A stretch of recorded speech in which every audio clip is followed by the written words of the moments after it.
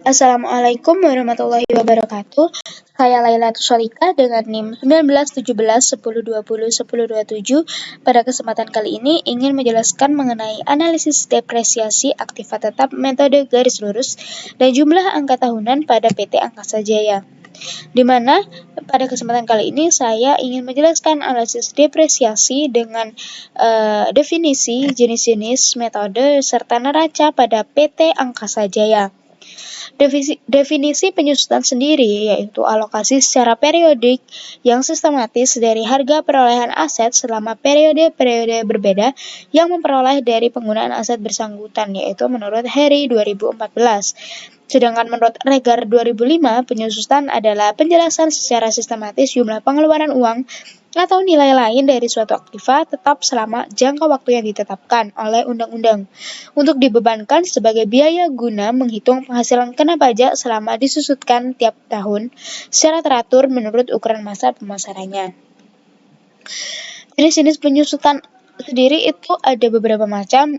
Yang A yaitu berdasarkan waktu sendiri itu dibagi menjadi dua macam, yaitu metode garis lurus atau string like method.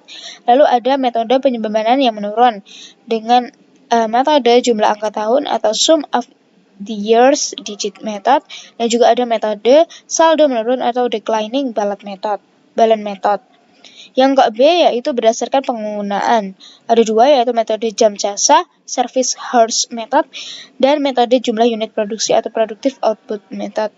Yang C yaitu berdasarkan kriteria lainnya. Ada tiga.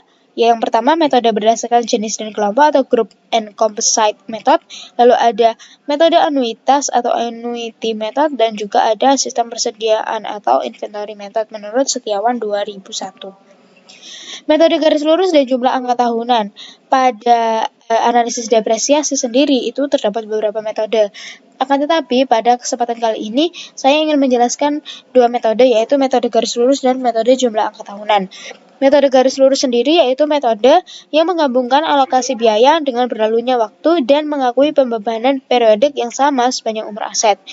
Asumsi yang mendasari metode garis lurus ini adalah bahwa aset yang bersangkutan memberikan manfaat yang sama untuk setiap periodenya sepanjang umur aset dan pembebanannya tidak dipengaruhi oleh perubahan produktivitas maupun efisiensi aset menurut Harry 2014. Sedangkan metode yang kedua yaitu jumlah angka tahunan, di mana metode ini menghasilkan beban penyusutan yang menurun setiap tahun berikutnya. Perhitungannya dilakukan dalam mengalihkan suatu seri pecahan ke nilai perolehan aset yang akan disusutkan. Besarnya nilai perolehan aset yang dapat disusutkan adalah selisih antara harga perolehan aset dengan estimasi nilai residunya. Pecahan yang dimaksud didasarkan pada masa manfaat aset bersangkutan menurut Sari 2018. Berikut merupakan neraca dari PT Angkasa Jaya. Dapat dilihat ini merupakan aktiva pada tanggal 31 Desember 2015 dengan total aktiva sebesar 27 triliun 744 miliar 207 juta ribu rupiah. Untuk pasifanya sendiri, total pasifanya yaitu sebesar 27 triliun 744 miliar 207 ribu rupiah.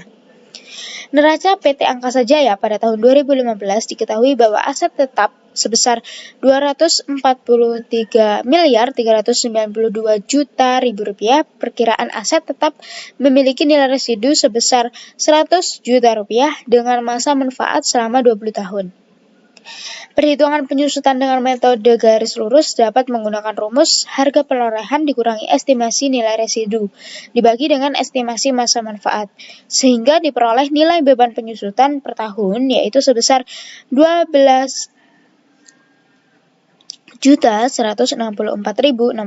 rupiah. Sedangkan perhitungan penyusutan menggunakan jumlah angka tahunan yaitu menggunakan rumus N (N plus 1) per 2 sehingga diketahui nilai penyusutannya sebesar 210. Perhitungan beban penyusutan aktiva tetap menggunakan metode garis lurus dapat dilihat pada slide berikut ini, di mana tahunnya sampai tahun ke-20 dengan beban penyusutan sebesar 12 miliar 164.600.000 rupiah dengan akumulasi penyusutan dan nilai buku akhir tahun.